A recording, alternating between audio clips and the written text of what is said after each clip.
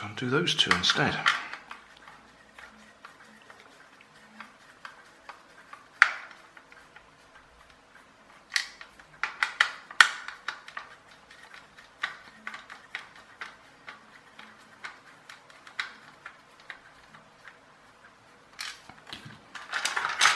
There we go.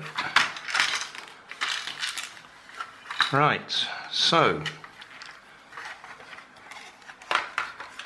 what have we got? Steering.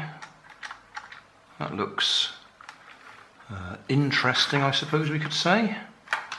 We've got a vertically mounted motor. It's obviously turning a gear there. That's turning a toothed sort of half moon effect. That's then pushing the steering. You've got a nice big spring there to do the centre position or the return to middle. I suppose I could just take this off so we can have a look at the gearing underneath.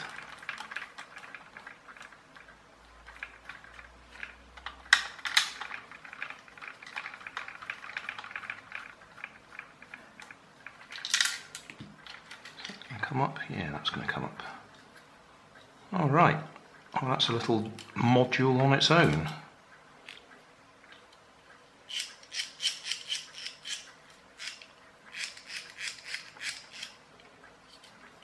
Which is going to take a few more screws.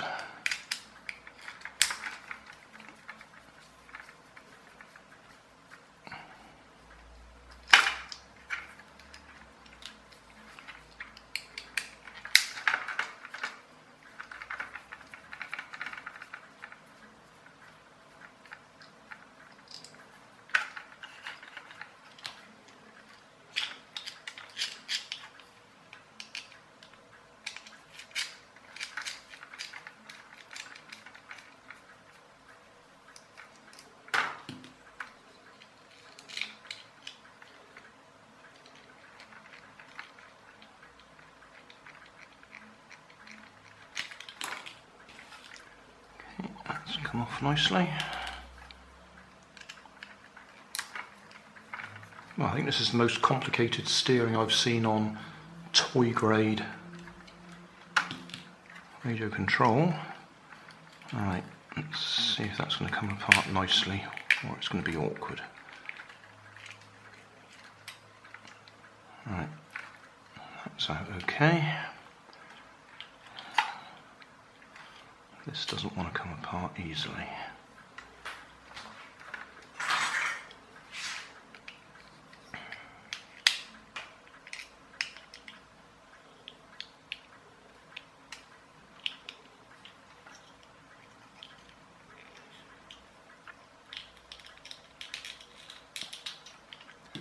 Are we ready for this?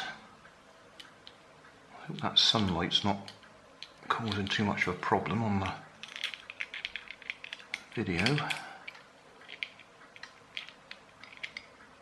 Okay, so there we go. So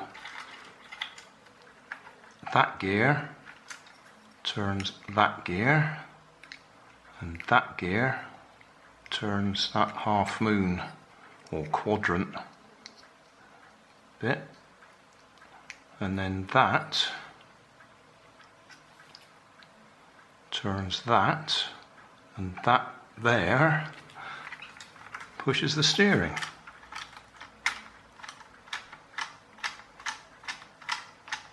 Well, I guess that was fun anyway.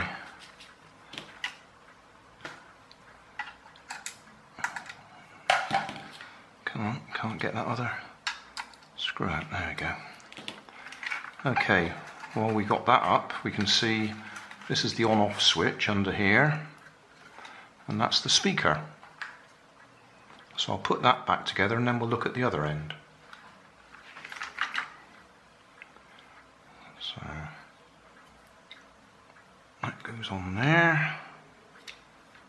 That shaft goes on there. That's okay. Are these all the same length? Yeah, they look like they are.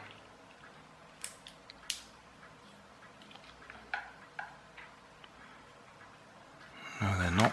That one's shorter. I really ought to take a bit more care when I take all the screws out to make sure I get them all back in the right place.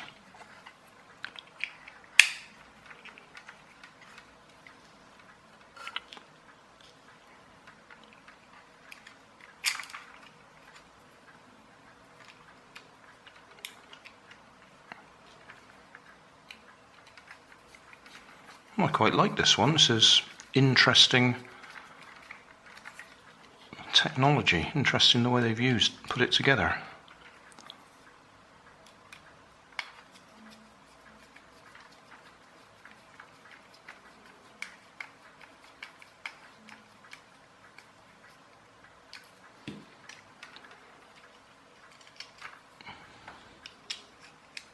That has got a keyway on it, so it can only go on one way.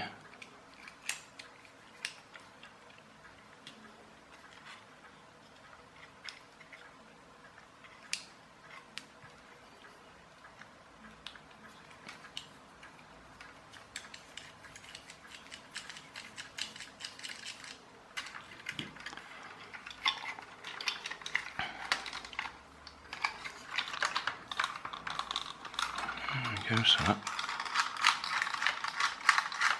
that's what does the steering.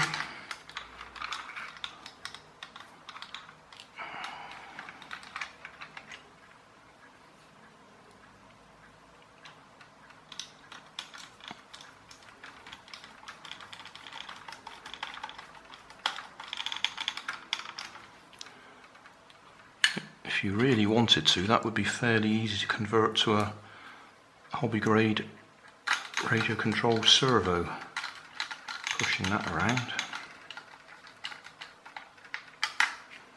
I have no desire to do that. Right, so that's the steering back together.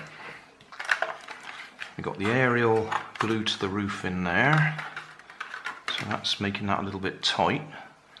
Let's have a look at the receiver, see if we can see what the chip is on it.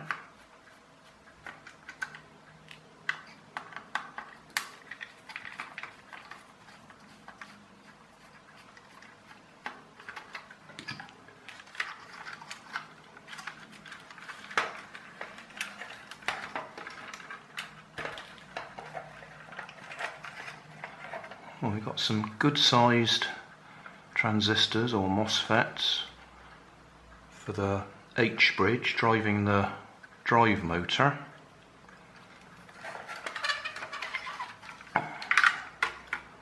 It's going to be a bit in shadow, isn't it? Let's try and zoom in a bit. Okay, on the back here you can probably see it says M1 minus M1 plus. That's for the drive motor, and then we got 4 lower power transistors there, and we got M2 minus, M2 plus for the steering motor.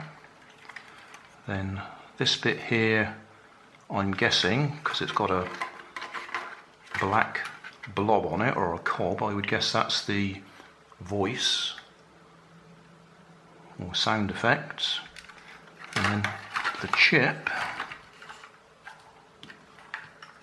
let's see if we can get a close up. I'll move the camera and just get a close up of that chip. And there we are, nice close up of the chip. RX6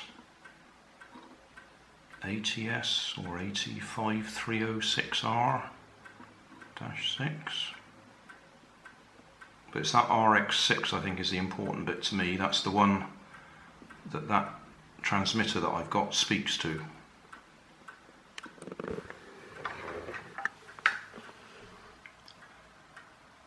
I think that's about it. That's a good sized motor in the back there from the looks of it.